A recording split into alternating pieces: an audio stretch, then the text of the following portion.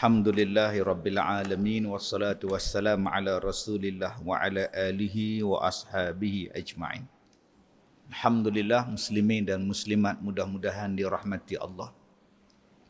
Allah berfirman di dalam surah Taha ayat 132, A'udzubillahi minasyaitonir rajim.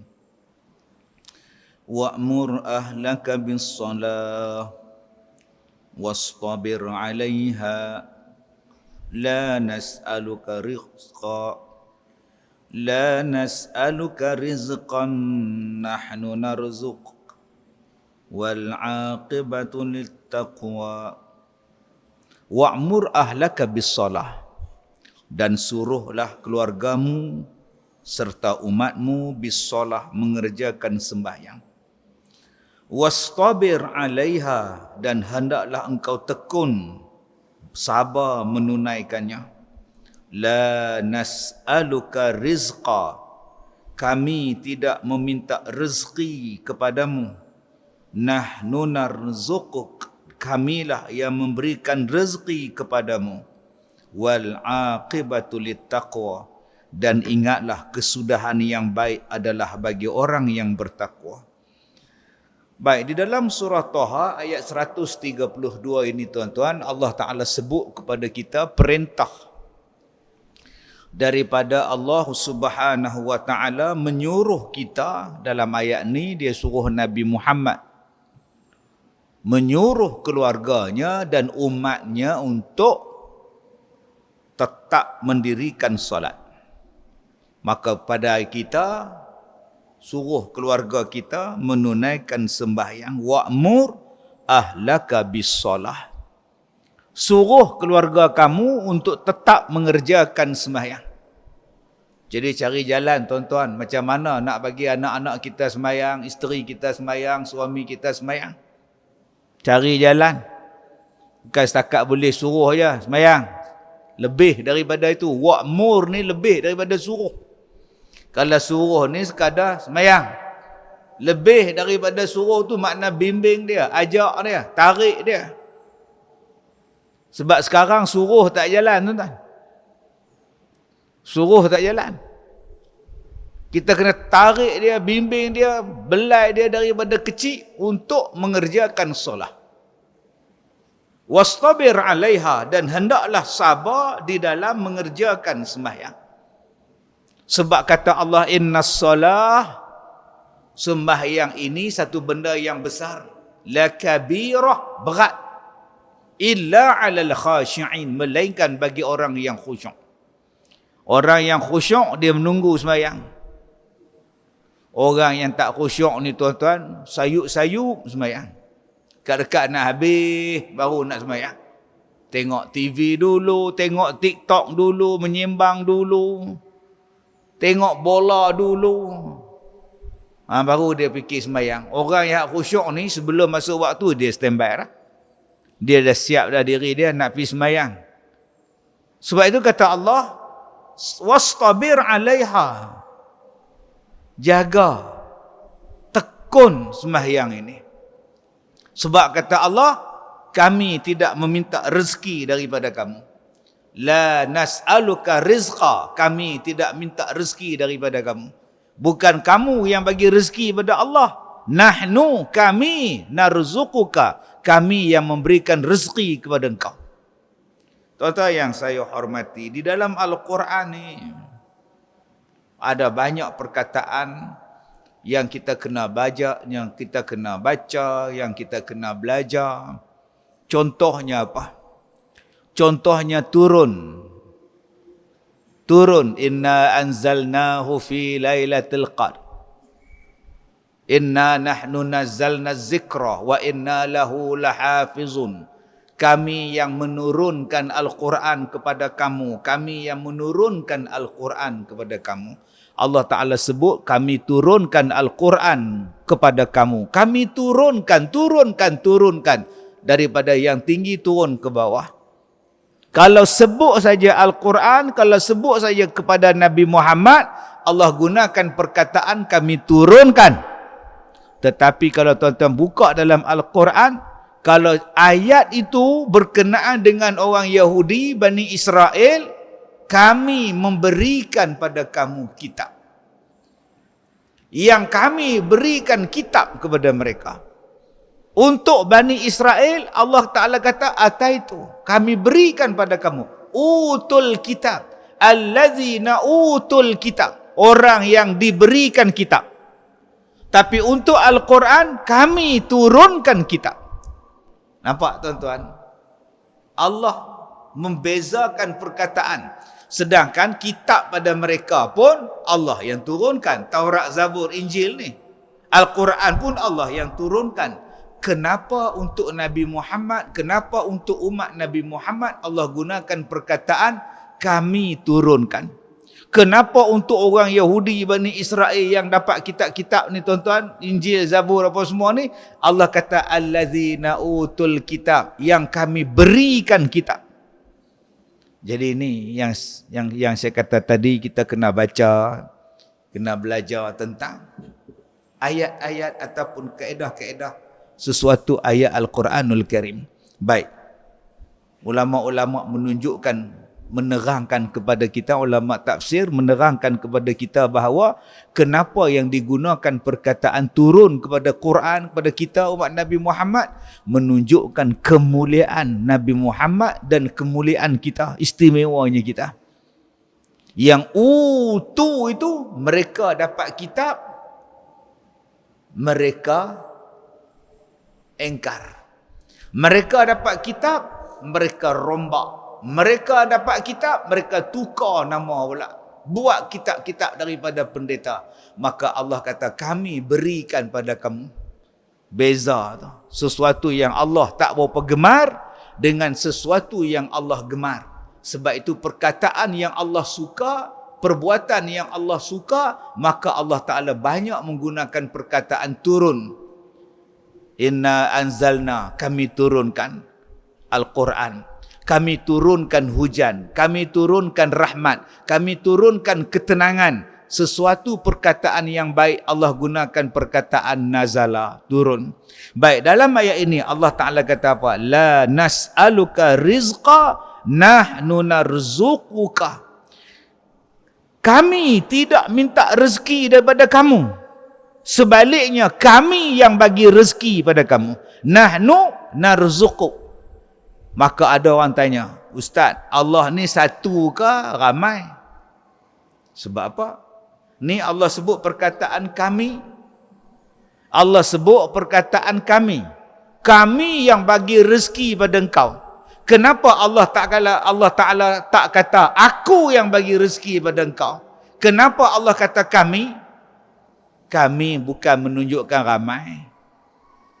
Kami dalam bahasa ni bukan menunjukkan Allah tu banyak. Bukan menunjukkan Allah tu berbilang-bilang. Kami tu menunjukkan Allah maha kuat.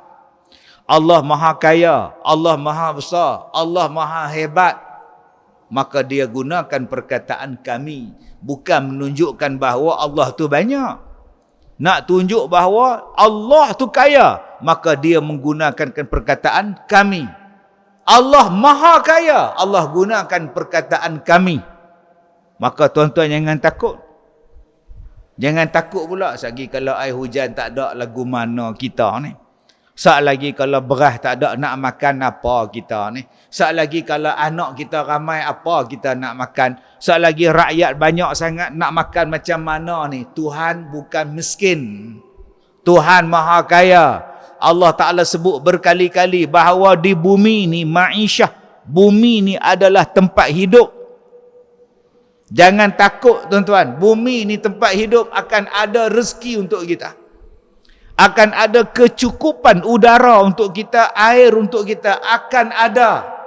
Maka tuan-tuan jangan kata bahawa Allah tu miskin, tak mampu nak bagi semua. Sebab itu Allah Ta'ala gunakan perkataan nahnu. Kami yang bagi rezeki pada engkau. Maka kata Allah, wal aqibatu littaqwa, dan balasan yang baik kepada orang yang bertakwa.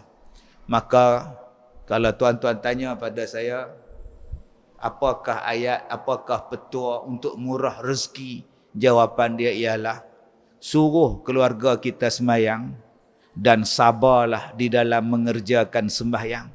Itulah rezeki, itulah punca kemurahan rezeki daripada Allah Subhanahu wa taala.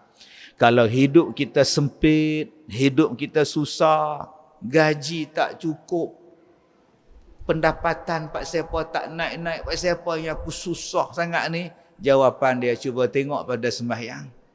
Saya sembahyang ustaz, anak tak tahu. Saya dengan isteri saya sembahyang ustaz, anak tak tahu. Yang tak tahu itulah yang kena perbetulkan, wa'mur ahlaka bis-salah. Jadi tuan-tuan, kalau kita nak supaya kita ni dikurniakan oleh Allah rezeki, ketenangan, kebaikan, maka benda yang perlu kita jaga, wajib kita jaga ialah perintahkan ahli keluarga kita sembahyang. 2, sabar di dalam mengerjakan sembahyang. Saya kata dah pada tuan-tuan, suruh ni bukan setakat kata, hey man sembahyang, bukan. Pergi ketuk bilik dia, tengok sembahyang tak lagi. Subuh-subuh kejut dia, terajang pintu tu. Di rumah saya ni tuan-tuan, hak letak di masjid ni, jadual waktu solat di masjid ni, saya letak depan pintu anak saya. Set pula 10 minit sebelum masuk waktu, zikir, tasbih, baca Quran, pasang kuat-kuat supaya budak-budak ni bangun. Sebab saya sibuk, kadang tak ada di rumah, siapa nak kejut dia pun sembahyang, set. Dulu saya pasang speaker dalam bilik tidur mereka tu. Bila nak sembahyang je, saya tekan Quran setengah jam sebelum sembahyang. Sebelum azan, tekan Quran, pasang. Supaya dalam bilik mereka tu ada speaker atas kepala tu. Mereka lagi cerdik pada saya. Mereka off pula volume dia. Pakat tak dengar pula. Saya letak satu tentang supaya mereka sembahyang. Cari jalan. Hang nikah ke, hang tak menikah ke, aku tanya sembahyang ke belum? Dah semayang ke buat? Macam Sayyidina Umar Al-Khattab, dia sakit kena tikam. Bila orang ziarah dia, soalan yang pertama dia tanya pada orang yang main ziarah dia, awak dah semayang belum? Awak dah semayang ke belum? Yang sakit tanya pada yang sihat, kamu dah solat atau belum? Sekarang kita tanya tak pada orang sakit, pak cik dah semayang ke belum? Dulu belum waktu Covid, saya rutin bulanan, rutin mingguan ialah menziarah hospital. Bawa air, bawa debu tayamum. Tanya sembahyang lagi. Tak erti sembahyang, saya ajar. Tak boleh tayamum, saya tunjukkan tayamum. Lepas itu bila mem datang Covid ni tuan-tuan, langsung kita tak boleh ziarah. Saya buat kursus untuk doktor dan nurse. Macam mana cara nak bagi orang sembahyang yang sakit ni sembahyang. Macam mana nak galakkan mereka sembahyang. Sebab macam-macam alasan tak boleh sembahyang. Sebab tutup dengan plaster lah. Sebab masuk drip lah. Sebab tangan simen lah. Bagi alasan tak boleh sembahyang. Allah sebut dalam ayat ni, wastabir alaiha. Sabarlah di dalam mengerjakan sembahyang. Kalaulah sihat pun tak sembahyang, agak-agak sakit, lagi kuat alasan tak sembahyang. Allah Ta'ala kata sabar. Pergi sembahyang. Berapa ramai yang sangkut dalam kesesakan lalu lintas tak sembahyang?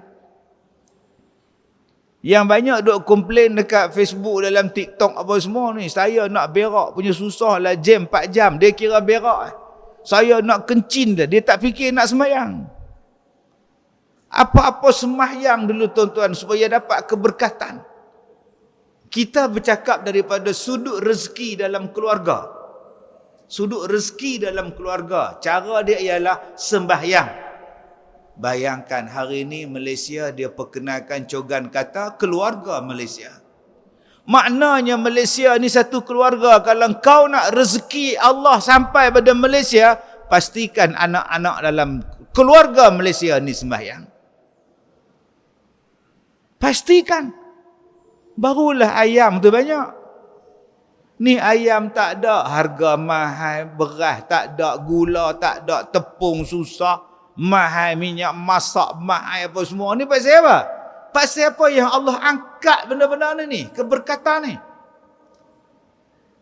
Orang pakat duk komplain. Dulu kalau duit tak ada, beli sardin tin. Sekarang tak ada duit nak beli sardin tin.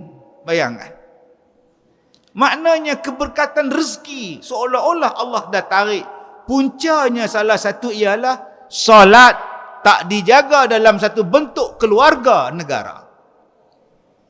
Wujudkan balik macam mana cara nak bagi orang semayang penuh balik di masjid.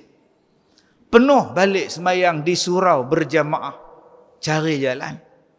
Saya pergi ke Johor, pergi ke Melaka, ada satu masjid menganjurkan siapa yang semayang subuh berjemaah 40 hari tanpa miss akan dapat hadiah basikal.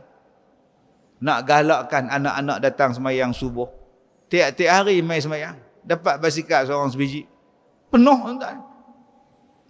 Kita takkan nak buat macam tu kot. Untuk pakcik-pakcik yang nak motor mai semayang, takkan nak buat macam tu kot.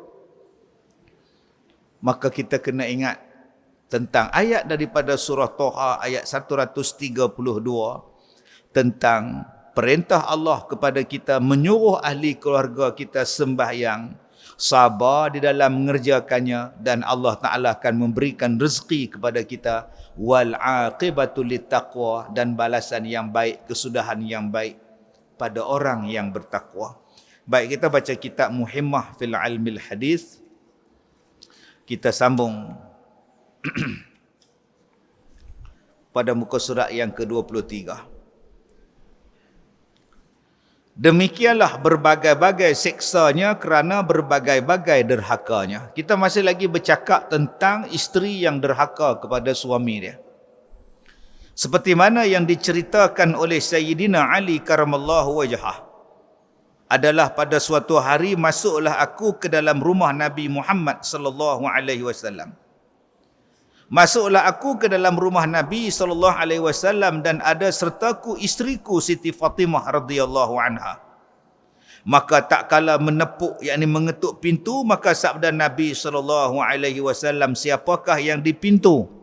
Maka menyahut Siti Fatimah, kami dengan suami kami Ali, hamba datang menghadap akan dikau ya Rasulullah.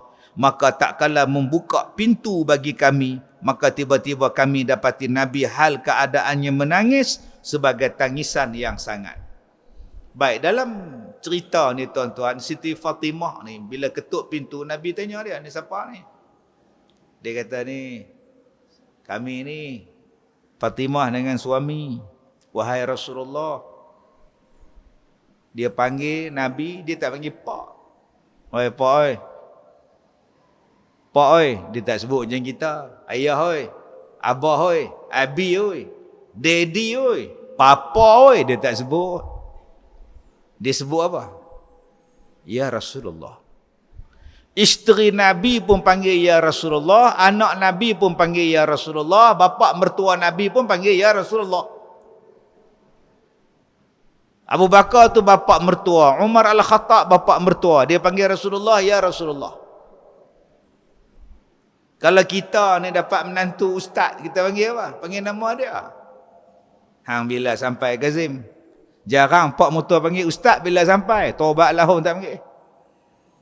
Dia panggil nama dia. Menantu aku Abu Bakar ni mertua. Ada dia panggil Mat. Oh Mat, baik ingat kawan hang panggil Mat. Dia tu Nabi. Maka hang isteri ke, hang pak mertua ke, hang anak ke, panggil Rasulullah. Ya Rasulullah. La taj'alu du'a ar-rasul ka du'a'i ba'dukum ba'dah. Jangan kamu panggil Nabi Muhammad macam mana kamu semua memanggil kawan-kawan kamu. Maka sampai kepada kita, jangan duk panggil Nabi Muhammad tu macam kita duk panggil kawan kita. Panggil dia dengan panggilan yang mulia, Nabi Muhammad. Nabi Muhammad, Nabi, Nabi, Nabi, Nabi. Bukan sebut Muhammad, Muhammad, Muhammad. Sebab hari ini dah jadi kecenderungan. Ada ustaz, ada asatizah yang bila ceramah je, Muhammad manusia biasa. Hang ingat Muhammad tu apa? Kawan pasti hang. Kawan tadi kau kemas dulu panggil Muhammad ni. Sebut dengan perkataan yang mulia Nabi Muhammad sallallahu alaihi wasallam. Allah tak membenarkan kita memanggil Rasulullah dengan panggilan macam kita panggil kawan-kawan kita. Jangan. Kita di Malaysia, dia tuan guru pun kita sebut tuan guru, tok guru. Mai ke Nabi panggil Muhammad ni kurang hajar ni. Kemudian bila selawat marah pula. Ustaz nak ceramah selang-seli dengan selawat, aku suka dia. Yang marah siapa? Dia kata Abu Bakar pun tak buat, hantar mana Abu Bakar tak buat. Apa masalah ya? Saat-saat selawat, aku suka dia. Dia nak selawat, pahala kat dia. Hang bila dia jawab Nabi Muhammad sallallahu alaihi wasallam, Allahumma salli ala Muhammad. Kita pun jawab Allahumma salli ala Muhammad, berapa banyak pahala dapat. Menjawab salawat tu pahala. Hari ni ada ustaz tak bagi ustaz lain selawat waktu ceramah. Apa kejadian? Daripada duk sebut benda lain, perkataan yang paling mulia, antara yang mulianya ialah selawat ke atas Nabi sallallahu alaihi wasallam. Baik, kemudian maka bila tengok Nabi ni, Nabi Muhammad dalam keadaan menangis, yang dalam keadaan menangis bersangatan. Menangis dalam keadaan bersangatan. Maka tak kataku baginya, penembusku aku, penebusmu aku, engkaulah bapakku dan engkaulah ibuku ya Rasulullah. Apakah yang menyebabkan engkau menangis? Siti Fatimah kata ni, apalah yang menyebabkan Rasulullah menangis ni? Orang yang sayang dekat Nabi ni, di antara yang paling kuat sayang Siti Fatimah. Di antara yang paling awal mengikut jejak Rasulullah selepas kematian Rasulullah. Orang yang paling awal meninggal selepas Nabi wafat. Tuan-tuan boleh tengok di muzium di Turki. Pergi ke Turki tengok muzium peninggalan sejarah keluarga Rasulullah. Di antara yang dia pamerkan ialah jubah Siti Fatimah radhiyallahu anha. Besar jubah dia, tebal kain dia, lebar kain dia. Tu kata jubah anak Rasulullah. Orang perempuan hari ni pakai jubah ketat, melekat. Tang mana jubah? Sampai nampak alus penda pun nampak. Dia kata ni lah jubah apa lagu tu? Jangan kita ni sampai jadi macam hak Nabi sebut. Ariyatun kasiyatun. Berpakaian macam telanjang. Pakaian pakai, tapi macam telanjang, kata Rasulullah. Sebab ketatnya. Yang anak Nabi duk pakai jubah nu labuh, lebar, longgar. Sampai sekarang duk ada lagi jubah nu 1400 tahun. Boleh tengok pun tuan. Berbeza dengan zaman sekarang ni jubah ni ke, tapi jubah baluk nangkah. Kemudian kita nak kata, isteri saya dah berjubah. Saya dah berhijrah. Hijrah apa? Belum sampai lagi tahap tu. Maka sabda Nabi sallallahu alaihi wasallam bahawa sesungguhnya telah aku melihat pada malam Mi'raj beberapa perempuan daripada umatku berada dalam keadaan seksa yang amat sangat. Maka sangatlah salah pekerjaan mereka itu, kerana itulah yang menangiskan akan daku daripada sangat seksa mereka itu. Tuan-tuan yang saya hormati, kalau kita tengok di dalam hadis ni, cerita tentang betapa Nabi ni sayang pada orang perempuan. Nabi ambil berat tentang perempuan. Nabi ambil kisah tentang orang perempuan. Menangis Nabi bila cerita tentang orang perempuan. Cuma saya nak sebut pada tuan-tuan, saat lagi ada pula ustaz-ustaz kita ni, hak alim-alim ni, dia bila baca hadis-hadis macam ni, dia kata tak sahih lah, dhaif jiddan lah, mungkaran lah, macam-macam lah. Pulang kat mereka, kita baca kitab ni. Okey, hang kata hadis ni dhaif, ulama lain tak kata dhaif. Hang duk pakai tok guru hang je, Albani je, hak lain tengok rujuk pada hak lain pula. Jadi kita ambil inzar saja apa yang kita baca ni. Sebab dalam peristiwa Mi'raj ni tuan-tuan, macam-macam huraian dia, macam-macam cerita ni. Ada yang ditokok, ada yang ditambah, ada yang betul. Macam-macam, ada ditambah lagi. Tambah-tambah zaman sekarang pula. Bila datang ceramah Isra' dan Mi'raj, yang ceramah tu bukan bagi faham tentang Isra' Mi'raj. Bukan ambil iktibar daripada Isra' dan Mi'raj. Dia menimbulkan kekeliruan pada orang yang mendengar pula. Kita dah kata dah, Isra' Mi'raj ni sepakat di Malaysia kata 27 Rejab. Bila kita jemput dia main ceramah, dia kata, tak, bukan 27 Rejab, 10 Ramadan. Tak, bukan 10 Ramadan, berapa bulan sebelum Rabiul Awal. Tak, benda ni berlaku sebelum daripada Nabi naik diangkat menjadi Rasul. Tak, benar. Akhirnya kita keluar pada 10 pintu ni, 10 kepala duk fikir. Cubalah kita ambil kesepakatan yang ada dalam kalangan kita di Malaysia ni, tanah Melayu lama dah. Yang kita duk pegang 27 Rejab. Dan tak salah pun beriman bahawa, percaya bahawa berlakunya pada 27 Rejab. Tapi yang saya duk perhati tuan-tuan, saya ni penceramah tua. Hak datang kemudian ni muda-muda belakang ni. Saya hak lama ni. Yang mengajar masjid tuan-tuan ni 30 tahun ceramah saya. 30 tahun dah bukan di masjid ni, di Malaysia.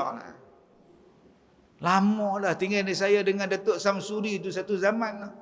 Kami ni dah jumpa 10 tahun, 20 tahun hak kebelakangan ni, macam-macam benda hak pelik-pelik.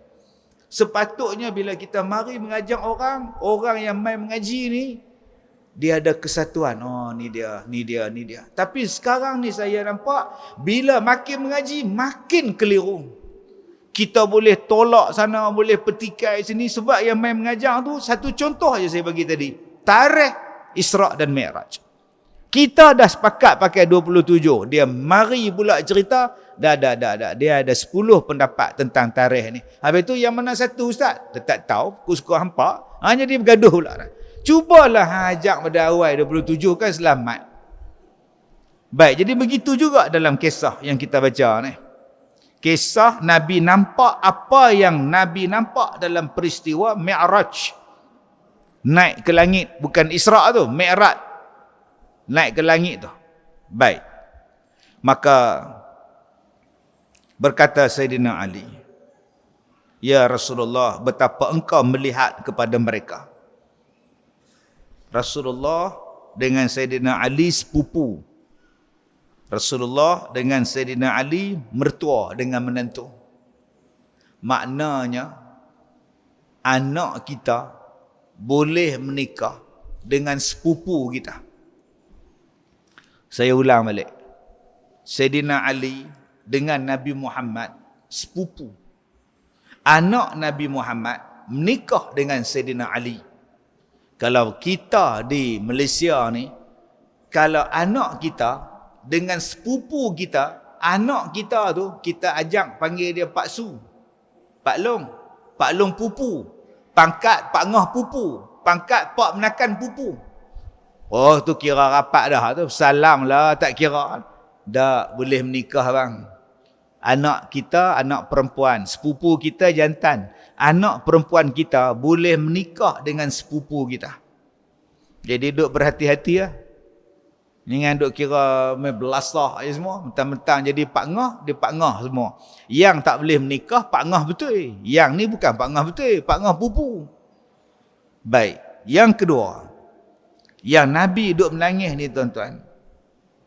Saya nak cerita apa? Sebab ada orang kata Nabi Muhammad ni menganiaya perempuan. Sebab menikah dengan Siti Aisyah, umur budak. Umur 6 tahun, 7 tahun menikah. Duduk sekali 9 tahun. Apa punya Nabi Muhammad ni? Menyeksa budak-budak.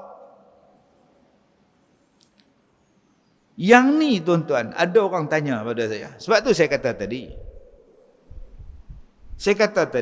Pak saya apa yang jadi macam itu? Sebab ada ustaz pergi buka pula cerita Sirah Ibnu Hisham tu, dia kata bukan umur 8 tahun. Umur 18 tahun. Siti Aisyah menikah. Yang kita duk faham, dia menikah pada usia 6-7 tahun, duk sekali pada usia 9 tahun. Tu mu'tamad. Mai dia pula, dia kata, dak. Dia menikah umur 18 tahun, pakak bergaduh pula dah. Apa masalahnya menikah dengan umur 9 tahun? Dalam Islam boleh menikah bila cukup umur.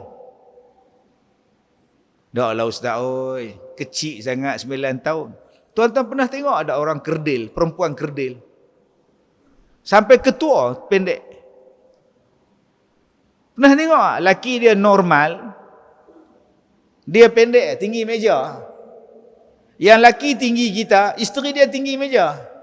Lepas akad nikah dukung. Sama dengan budak darjah 3. Tuan-tuan, pasal tak ceramah kat Persatuan Kerdil, saya pasal pi. Ada hak isteri tinggi, suami pendek-pendek. Ada hak isteri rendah, suami pula tinggi. Boleh je menikah. Kalau nak dikira mendera, hak tu pun mendera agak. Tapi dia tu kerdil. Dia dah cukup umur ke belum? Cukup umur. Bagilah menikah. Dia hanya nampak pada Nabi Muhammad nikah pada usia 9, duduk pada usia 9 tahun. Tapi dia tak tengok saiz orang Arab lagu mana. Saiz budak dulu lagu mana. Saiz zaman tu lagu mana. Budayanya, sosio budayanya, keadaan masyarakat pada masa tu dia tak nampak. Dia hanya nampak pada orang Melayu 9 tahun, dia nampak dia hak pendek-pendek orang Melayu ni. Dia tak nampak tuan Arab tu lagu mana. 2. Bila dia tanya pada saya, macam mana ustaz boleh huraikan Nabi Muhammad kahwin dengan budak umur 9 tahun? Boleh ustaz huraikan? Yang mana huraian ustaz tu boleh memuaskan hati saya. Tu dia. Dia ingat dia besar sangat sampai nak puas hati dia. Tapi saya tak boleh marah dia. Marah lagi viral pula, Ustaz Kazim mengamuk. Dia nak suruh agama bagi puas hati dia. Saya kata macam ni, akak. Saya panggil akak. Saya kata. Macam ni akak nah. Satu hari Nabi Ibrahim sembelih anak dia. Asah golok, asah pisau tajam-tajam, pasal nak sembelih anak dia. Zalim tak? Daripada otak akak zalim tak? 2. Mak Nabi Musa, dia ambil Nabi Musa hak masih kecil tu, pergi buh dalam kotak kayu, pergi hanyut di sungai. Bukan sungai belakang rumah kita tu, hak tumit je. Sungai Nil tu, dalam gila tu, boya pun ada tu. Akak cuba fikir, zalim tak seorang mak lentarkan anak noh dalam sungai? Akak ingat tak cerita tukang sisir Masyitah anak Firaun, tukang sisir rambut dengan baby dia kecil. Disuruh terjun dalam api dan dia terjun. Akak fikir tak benda tu zalim? Semua benda-benda ni Allah yang suruh buat. Sembelih anak, Allah suruh sembelih.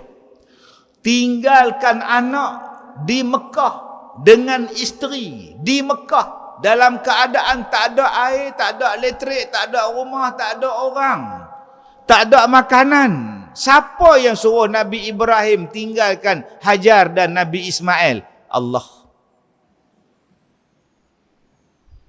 Tadi di sekolah saya tak ada elektrik 10 minit, pakak kelang kabut. Pasal apa? Tak ada elektrik 10 minit. Telefon kami pun tak ada. Tak apa, kalau satu kampung tak ada, tak apa, ingatkan rumah kami.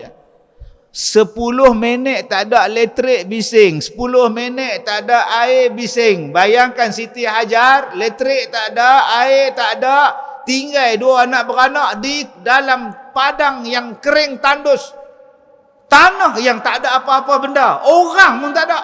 Nak nyembang ke siapa? Mai ular patuk, kalau jengking patuk nak panggil siapa? Jepam tak ada, pertahanan awam tak ada, bomba tak ada. Kalau sakit perut nak cari minyak mana? Minyak gamat tak ada, apa tak ada. Siapa yang suruh duduk situ? Allah. Siapa yang suruh mak Nabi Musa lemparkan Nabi Musa dalam sungai? Allah. Siapa yang suruh terjun baik Masyitah ke, baik Asiyah ke, isteri Firaun ke yang dibunuh? Siapa-siapa sajalah. Siapa dia yang suruh benda-benda tu? Allah. Adakah Allah tu zalim? Tak. Setiap apa yang berlaku tu perintah Allah. Dan mereka buat. Dan keputusan dia sangat hebat. Allah suruh sembelih Nabi Ismail, Nabi Ibrahim buat. Apa jadi pada dia? Allah suruh Siti Hajar dan Ismail duduk di Mekah. Apa jadi pada Mekah? Allah suruh lemparkan Nabi Musa di laut. Adakah di sungai? Adakah Nabi Musa mati? Tak. Semuanya ada hikmah. Soalan dia, siapa yang menyuruh Nabi Muhammad kahwin dengan Aisyah? Yang umurnya 9 tahun duduk sekali? Siapa? Adakah nafsu Nabi Muhammad? Tak. Allah yang suruh kahwin. Maknanya ada sebab. Adakah Allah menyeksa Siti Aisyah? Adakah lepas dia menikah masuk hospital? Adakah dia kemurungan? Tak. Ada benda lain. Tak ada dalam riwayat selepas kahwin dengan Nabi maka menderitalah Aisyah. Tak. Perintah Allah mana ada buruk? Perintah Allah semua baik. Kesudahan dia apa? Beribu-ribu hadis datang ingatan daripada Aisyah meriwayatkannya. Umur Aisyah panjang walaupun Rasulullah dah wafat berpuluh-puluh tahun, dia masih lagi hidup menjadi rujukan pada umat manusia.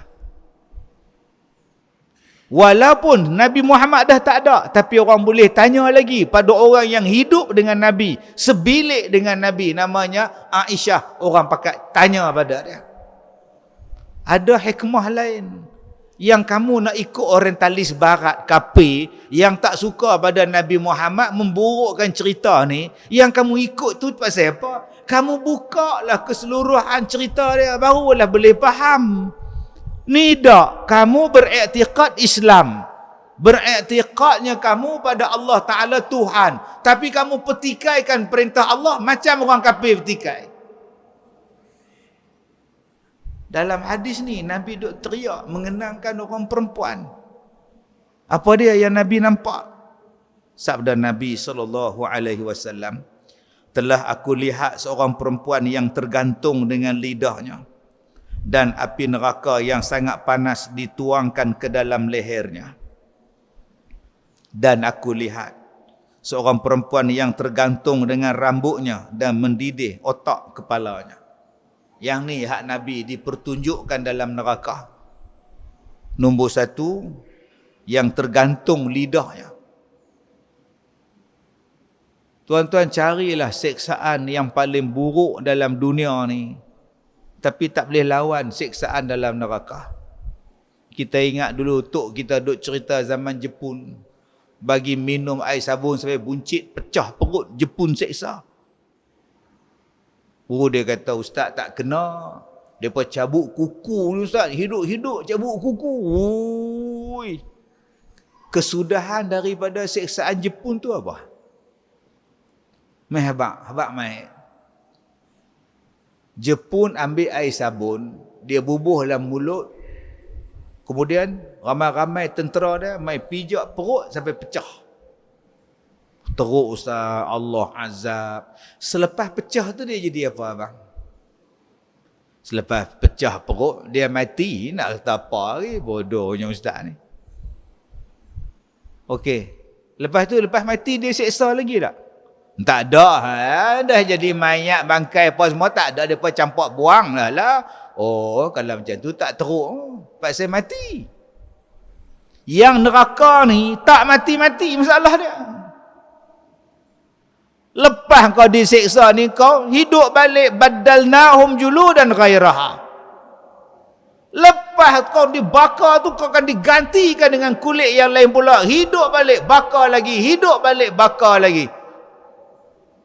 Dalam surah An-Nisa Allah sebut benda ni.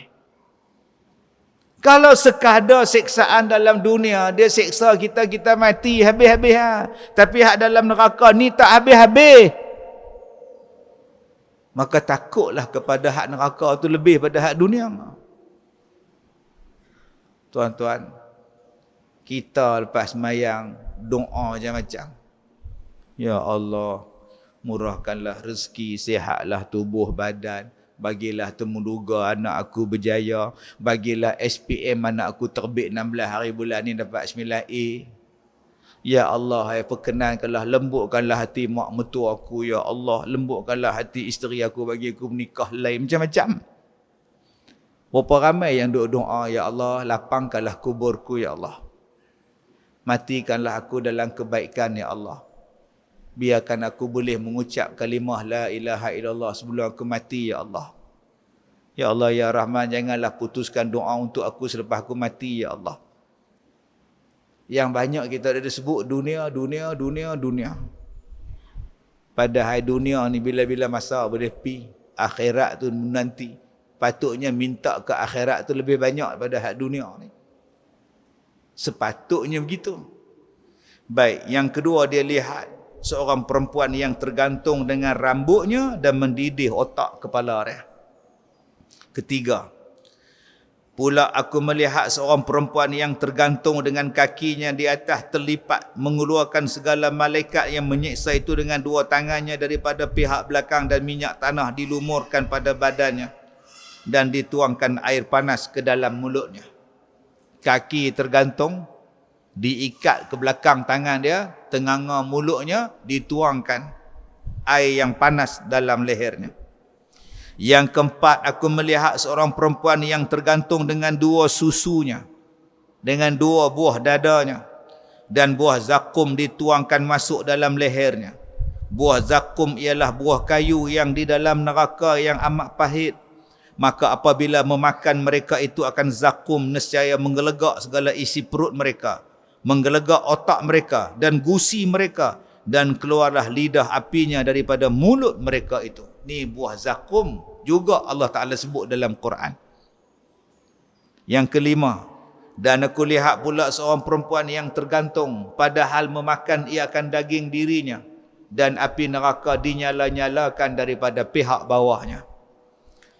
Yang keenam, dan aku pula melihat seorang perempuan yang tergantung, menambat oleh segala malaikat akan dua kakinya kepada dua susunya. Kaki dia dilipat, diikat ke dada, dan ditambat pula daripada dadanya, dia lipat pula ke ubun-ubun kepalanya. Tak tahu kalau gimnastik boleh buat. Kaki lipat ke dada, dah lipat ke dada, lipat lagi gulung sampai ke kepala. Dan dijadikan atas badannya itu beberapa ular dan kala. Keadaannya memakan ia akan dagingnya dan menghirup darahnya. Yang ketujuh, dan aku pula melihat seorang perempuan yang tergantung, hal keadaannya buta, tuli, pekak di dalam korongan api neraka. Bisu dalam korongan api neraka.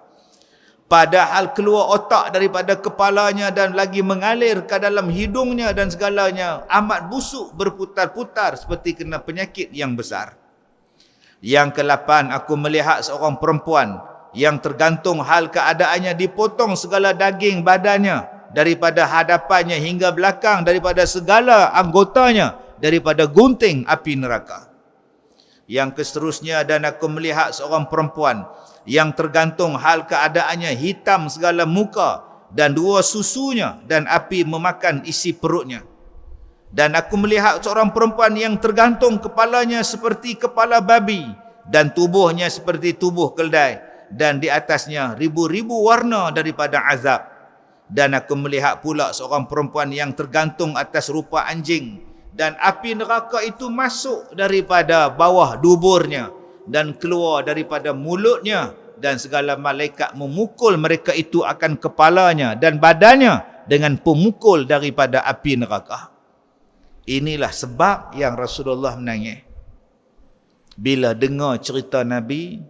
Kata Sayyidina Ali, maka berdirilah Siti Fatimah radhiyallahu anha kepada Nabi sallallahu alaihi wasallam. Anak Nabi ni pi dekat Nabi, dia kata apa? Hai kekasihku dan cahaya mataku, khabarkan olehmu apa-apa dosa mereka itu, hingga jatuh atas sekalian mereka itu dengan berbagai-bagai seksa. Wahai kekasihku, wahai cahaya mataku, tolonglah khabarkan kepadaku apa salah perempuan-perempuan tadi sampai seksanya dahsyat sangat. Maka sabda Nabi sallallahu alaihi wasallam, adapun perempuan yang tergantung dengan rambutnya itu, maka bahawa sesungguhnya ia tiada mahu menutup rambutnya daripada lelaki yang haram memandangnya. Yang pertama sebab tak tutup aurat. Hari ni ada orang bangga, dia kata walaupun dia tak tutup tapi dia boleh pergi umrah. Ada yang kata memang saya tak tutup tapi hati saya baik. Ada yang dah bertutup buka balik bila tanya kenapa tak bertutup, sebab saya tak nak jadi hipokrit. Saya nak menjadi diri saya yang sebenarnya. Allahu Akbar. Ada yang bertutup kemudian buka, kemudian bertutup buka balik. Kita tanya kenapa buka tudung? Dulu kan dah bertudung, saya jual tudung, saya bisnes online. Jadi terpaksalah pakai tudung, sebenarnya saya tak pakai. Ada yang tanya, kenapa awak tak bertudung? Suami saya pun tak kisah. Awak suami saya ke? Awak suami saya ke? Suami saya pun tak kisah. Ada ustaz yang bila tegur, kenapa kamu menyanyi dalam TikTok? Kenapa kamu hari ni pakai seksi dalam Facebook, menari tergedek, dia marah kat ustaz tu pula. Ustaz ni nak tumpang glamour saya. Ustaz tu hanya nak tumpang populariti saya. Saya tahulah halal dan haram, saya tahulah apa yang saya buat. Itulah jawapan-jawapan yang biasa kita dengar. Yang Nabi ni menangis untuk kita, kita tak menangis untuk diri kita. Pelik oh. Rasulullah menangis untuk kita. Takut kita ni kena seksa. Yang kita ni pula tak mau ikut Rasulullah. Malah nak menangis untuk diri sendiri pun tidak. Bayangkan tuan-tuan. Buruknya perangai kita. Nabi Muhammad sayang pada kita lebih daripada kita sayang diri kita. Takkan nak selawat pun tak boleh pada orang yang mencintai kita. Takkan salah, takkan jadi bid'ah sambil berselang-seli berselawat ke atas Nabi pada manusia yang sangat cinta pada kita. Apa balasan kita untuk orang yang mencintai kita macam Rasulullah? Salah satunya ialah banyakkan selawat. Hari ni ada ustaz kata pula, apa ni? Abu Bakar pun tak selawat macam ni. Mana hantau? Apalah tuan-tuan. Ambil kisah ni. Yang tak tutup aurat tu, dia nak tempah balak untuk dia. Dia tak menangis tuan. Nabi pula pergi menangis untuk dia. Adapun perempuan yang tergantung dengan lidahnya, air panas dituangkan ke dalam lehernya, bahawa sesungguhnya ia menyakiti akan suaminya. Alhamdulillah ustaz, saya tak pernah menyakiti suami saya. Bagus. Saya hormat suami saya ustaz. Bagus. Saya tak pernah maki suami saya ustaz. Bagus. Saya tak pernah cakap kasar dengan suami saya ustaz. Bagus. Sebab apa? Sebab suami akak belum sebut nak menikah lain. Cuba suami akak cakap abang nak kahwin lain. Haram jadah punya lelaki. Cuba suami kata, Leha, abang cadang nak tambah lagi seorang, nak buka franchise yang baru. Binatang punya jantan. Sebab tu, jangan cakap kita beriman bila dapat suami beriman. Nak tahu iman kuat tak kuat bagi seorang perempuan, tunggu dia dapat suami dia jahat. Baru tahu dia beriman ataupun tidak. Memanglah dia baik, beras ni sampai ke siling punya banyak. Suami beli preping beras tu sampai ke siling. Tak payah pakai tangga tukar lampu, naik beras. Duit cukup, makan minum cukup, pakai cukup, semayang berjemaah, puasa berjemaah, Senin Khamis, Quran baca sama-sama. Ya Allah, untungnya aku dapat isteri solehah. Belum soleh lagi, awak belum diuji. Saya untung ustaz dapat suami macam ni ustaz. Saya baik sangat. Saya solehah ustaz. Nama awak mungkin solehah, tapi awak belum lagi solehah. Sebab apa? Sebab Allah belum test. Liyabluwakum ayyukum ahsanu amala. Belum lagi. Ahasiban nas ayyutraku ayyaqulu amanna wa hum la yuftanun. Al-Ankabut ayat 2. Apa kamu sangka kamu dah beriman sedangkan kamu belum diuji? Allah test. Nak tahu awak beriman atau tak beriman, suami awak ditangkap, dipenjarakan pasal edarkan apa nama dadah. Sekarang suami duduk dalam penjara. Nah, awak sedang diuji. Berapa ramai yang dulu rajin sembahyang, bila suami dah duduk dalam penjara, duit tak ada. Ada hak jadi GRO pun ada. Siang kerja, pakai tudung elok, malam part time GRO. Bila tanya pak siapa? Suami saya dalam penjara. Saya nak bayar sewa rumah, nak bayar kereta, anak-anak nak sekolah, gaji tak cukup. Sebab tu dulu awak jangan cakap awak beriman sebelum diuji. Serupalah abang-abang ni. Abang-abang pekat kata, saya ni boleh semayang ustaz, saya ni boleh main mengaji, saya ni boleh buat ibadat, alhamdulillah ustaz, saya soleh ustaz. Belum, abang belum diuji. Jenis dapat isteri yang kuat beletek, isteri yang tak erti hormat, isteri yang jenis panah baran, baru tahu. Isteri yang kongko, yang kontrol, yang conquer tak habis-habis. Kena dapat isteri, abang jangan bagi duit pada mak abang. Abang jangan balik kampung tengok mak abang. Abang jangan gatai telefon adik abang. Abang jangan gatai nak bantu adik-adik abang tu sekolah. Teka-teka simpan duit balik. Nafkah untuk mak pun tak bagi, telefon mak pun tak bagi. Pasal apa? Pasal isteri tak bagi. Abang belum lagi soleh. Sebab itu Allah Ta'ala bagi ujian. Ada ujian yang dapat isteri jahat, ada ujian yang dapat suami jahat, ada ujian jadi miskin, ada ujian jadi kaya, ada ujian yang jadi dapat jawatan, ada ujian hilang jawatan, ada ujian pula sakit. Sebab ada orang kata Ustaz Kazim tu ngubat orang, Ustaz Kazim tu mengajar orang, ubat orang, doa kat orang, jampi kat orang, dia pun sakit. Lah, saya bila orang cakap tu, saya senyum. Saya kata, itulah tandanya saya manusia, Allah tu Tuhan. Bila sebut manusia, benda-benda macam-macam Allah boleh bagi. Kamu ingat manusia tu tak sakit ke? Dia manusia, dia bukan Tuhan. Subhanallah, Masya Allah tuan-tuan. Dia tak tahu doktor sakit jantung pun ada. Doktor jantung sakit jantung, doktor gigi sakit gigi. Kenapa tak pergi cakap kat doktor gigi tu? Sakit gigi doktor? Kata doktor gigi. Ini bodoh punya orang tuan ni. Tak reti tentang hakikat makhluk ni. Baik. Yang seterusnya. Dan ada pun perempuan yang tergantung dua susunya itu, maka ia memberikan susu suaminya tiada dengan izinnya. Dia kerja nurse, bahagian buat bersalin.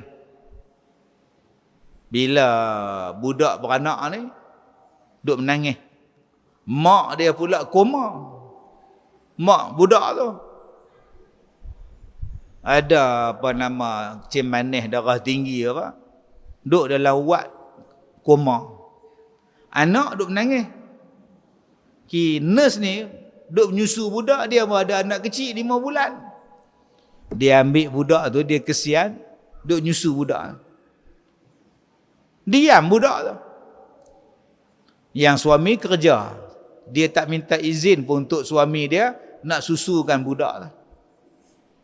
Banyak kes macam ni tuan-tuan. Dia jadi anak susuan tanpa dia sangka. Kadang-kadang dia pergi rumah kakak dia bersalin. Kakak dia pula bengkak susu tak mau keluar. Yang anak duk teriak, kebetulan dia pun beranak kecil 6 bulan. Kak dia kata, "Leha weh, hang tolonglah bagi susu hang kat anak aku Ustaz, kesian tu duk nganga tu, lapak." Adik dia pun menyusu. Tak telefon laki dia. Yang lelaki duk kuliah maghrib, duk nganga kuliah maghrib. Ni, kena minta izin suami. Abang, anak Kak Yah ni duk lapang susu, nganga abang. Kak Yah pula susu tak terbit. Jadi cik nak minta izin nak susu anak dia. Silakan. Tak apa. Ini dia menyusu orang merata. Anak orang ni dia susu, anak orang ni susu. Kena 5 kali kenyang, 10 kali kenyang, jadi anak susuan dia. Jadi akak-akak ni jaga-jaga ni. Yang menyusu kan. Yang tu tak apa Ustaz, saya faham lah. Tu masalah dia. Saya ni silap Ustaz. Buka peti air, minum susu. Betul? Rupanya susu isteri saya untuk anak. Saya pergi balut air, botol pula lah. Segelas tu ingat kan susu kita. Jadi saya anak susuan dia kan. Selagi aku ambil bola peti air tu kot. Nama pun budak. Tak cukup umur lagi budak tu 2 tahun. Berapa puluh tahun dah bila basah jadi anak susuan. Aduh. Bila kita faham kaedah usul dia, faham keadaan fiqah dia, tak pening kepala. Masalah kita hari ni, bila tak faham tu mula kita duk kait macam-macam. Nah, macamlah orang cerita Ustaz, isteri saya pakai baju kurung, okey. Dia pakai baju kurung sutra lah, sutra betul lah, okey. Kemudian dia pergi sembahyang maghrib, dia pakai telekung pula. Dalam tu baju kurung sutra. Habis tu, dia pakai baju telekung pula sembahyang macam biasalah. Jadi sah tak sembahyang tu Ustaz? Pasal apa tak sah? Sutra tu kan buat pada taik ulat. Taik kan najis. Oh gitu pula. Siapa kata yang buat pada taik ulat? Sutra taik ulat. Tu kat telekung tu abang tak tengok pula taik lalat. Siapa yang kata buat pada taik ulat? Kalaulah kata sutra tu najis, bukan kata lelaki tak boleh pakai, perempuan pun tak boleh pakai.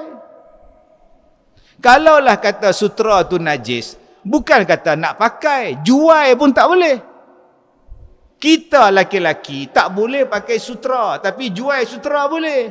Pasal dia bukan najis. Laki-laki tak boleh pakai emas, tapi dia boleh jual emas.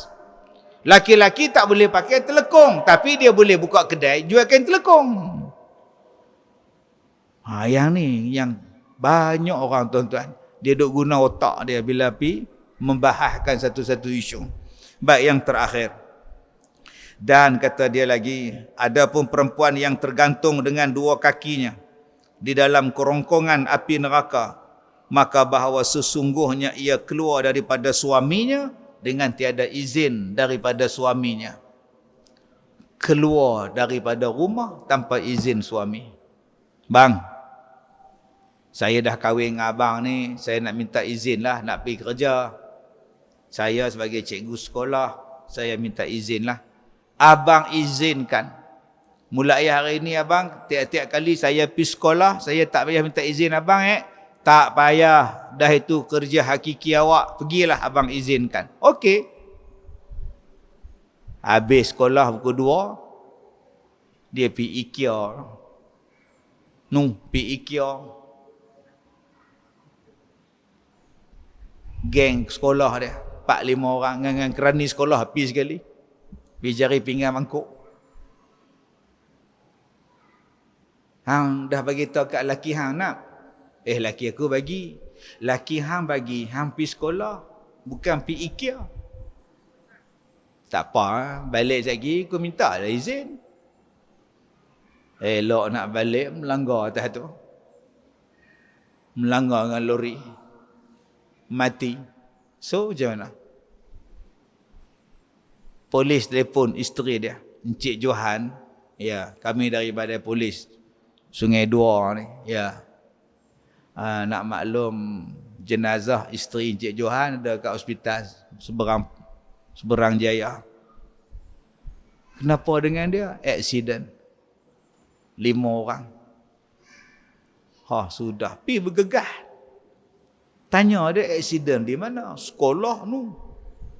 Sekolah hujung tu. Mati tang sana. Rumah belakang masjid. Bini hang pergi mana? Tak tahu. Tapi mana tahu. Dia tak telefon pun. Jadi apa? Yang suami ingat dia pergi sekolah, dia tak habaq pun. Laki bini hang pergi IKEA, tengok beg IKEA penuh. Yang ni nak elak ni, dia kata tak apa, balik sekali lagi aku minta izin. Kok sempat balik? Kok tak sempat? Apa tak sempat ustaz? Saya sampai pukul 4:30. Sempat je sampai. Tengok-tengok laki tak sempat. Laki pula mati ngelanggar tu. Hang tak bagi tahu kat dia pun. Adakah waktu dia duduk atas katil mayat tu, abang minta izin kemarin pergi IKEA. Nak minta izin apa hamba Allah mati lah. Sebab tu akak-akak minta izin. Yang dia izin pergi sekolah, yang pergi cari caw kutiau tu kena minta izin. Balik pada sekolah, pederah caw kutiau tu. Duduk lepak dengan kawan. Jadi kalau hak mana dia dah izin daripada awal, silakan.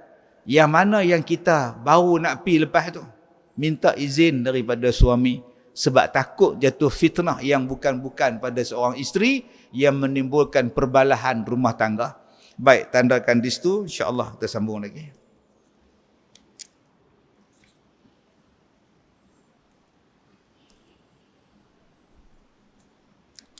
Baik, cukup sekadar itu. Wallahu a'lam. Assalamualaikum warahmatullahi wabarakatuh.